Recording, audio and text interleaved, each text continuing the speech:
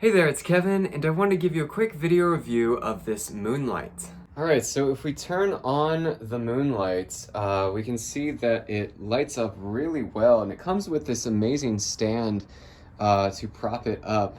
So here it is on its brightest setting, but if we hold down on the button, it'll decrease its brightness. So there you go, you can actually lower it all the way so it's now a blue moon.